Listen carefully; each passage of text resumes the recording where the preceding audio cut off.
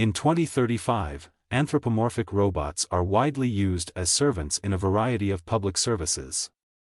They are programmed with the 3 laws of robotics directives: never hurt a human or let a human to harm it, always obey humans unless doing so violates the first law, and always preserve its own existence unless doing so violates the first or second laws. Del Spooner is a Chicago police investigator sent to investigate the death of Dr. Alfred Lanning, co-founder and chief roboticist of US Robotics, USR, who perished after falling 50 floors from his office.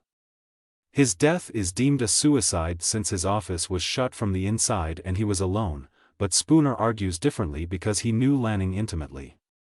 He also discovers a tiny holographic projector that tells him the real question is why he would commit suicide. He interrogates personnel at USR, including co-founder and CEO Lawrence Robertson and the supercomputer V.I.K.I, Virtual Interactive Kinetic Intelligence.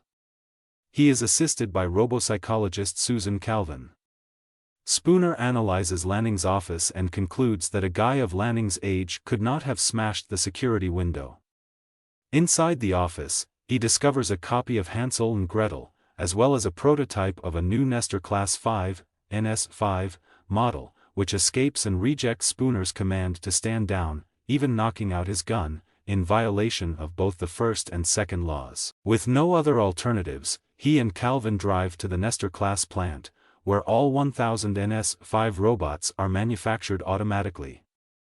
Calvin examines the data records from the previous shipment and learns that 1,001 NS5s were produced, indicating that the rogue one from the office was created on purpose. When they arrive in a big room full of robots, Spooner takes an aggressive approach, pulls his gun, and demands everyone to stand down to see which one will breach the second law to prevent him from shooting it. He spots the renegade robot moving slightly in the line and pursues the robot, who subdues him. The robot attempts to flee, but the Chicago SWAT squad apprehends it. The robot refuses to reply, but insists on being called Sonny, and when Spooner irritates him, he displays fury, consciousness, and the capacity to dream, which baffles Spooner and makes him wonder the robot's actual nature.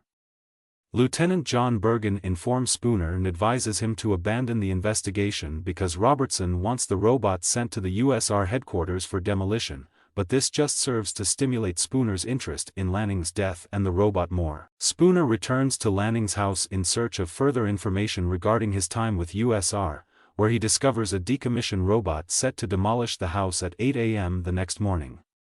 He examines the home and discovers a video of Lanning, who claims that there are probable ghosts in the machines, that robots can grow to achieve consciousness, and that robots will have secrets and dreams one day.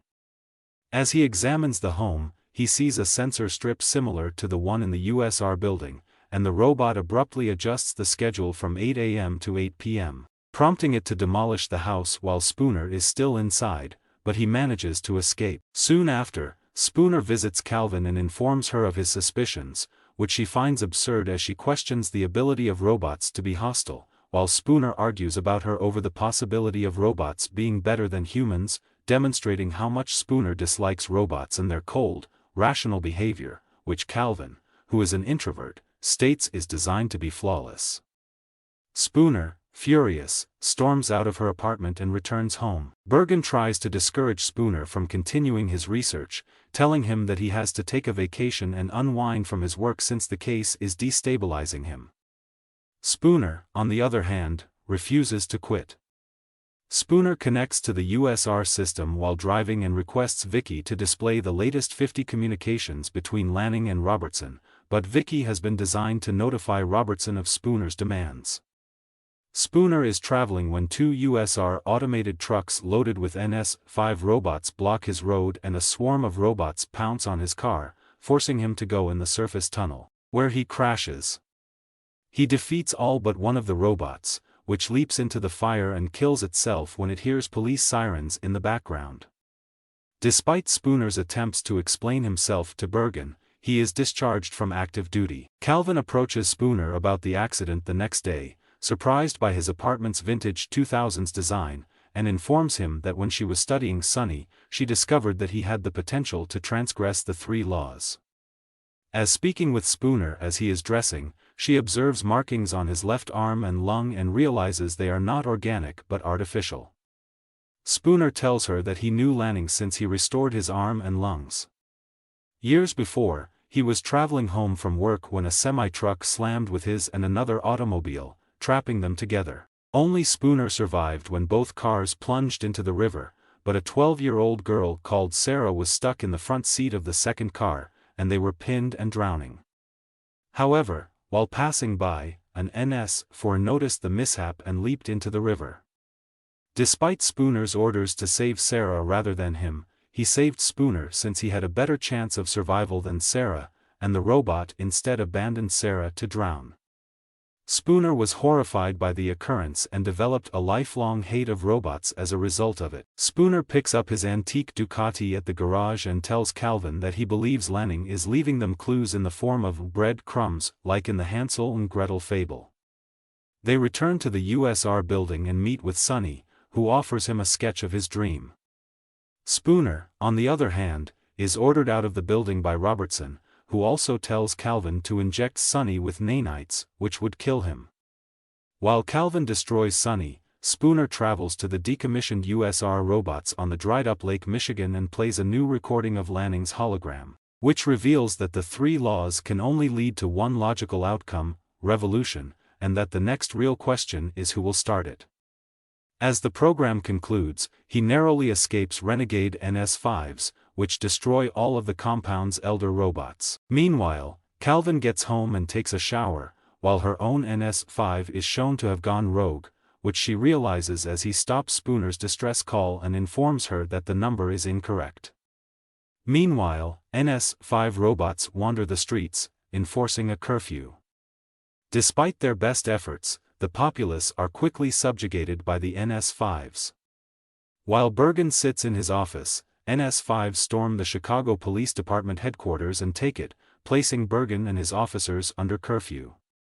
Calvin's NS-5 tries to prevent her from leaving her apartment as well, but Spooner comes and smashes the robot. Spooner and Calvin travel to the USR facility. Spooner explains that the previous robots were killed because they would try to defend humanity, and they surmise that Robertson is attempting to take over the country using the NS-5 robots.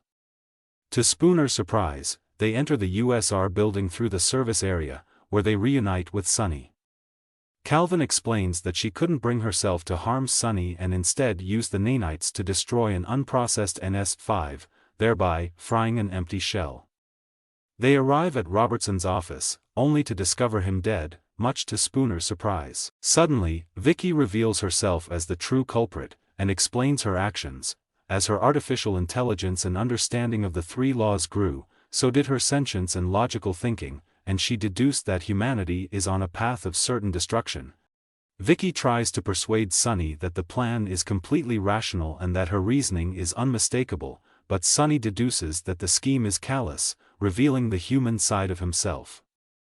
Sonny goes to the top of the USR building to acquire the nanites that can wipe out V.I.K.I's core.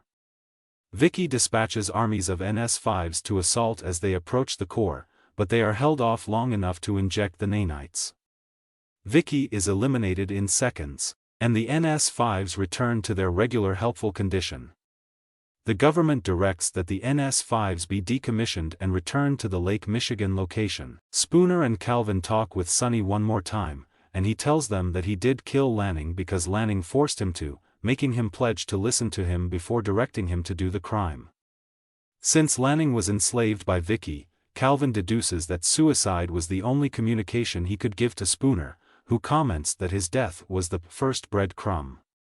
They hold hands to demonstrate their mutual trust while watching the U.S. military lead the other NS-5 robots. Sonny is depicted standing on the top of the USR site on Lake Michigan, with the other robots watching over him, precisely as he saw in his vision.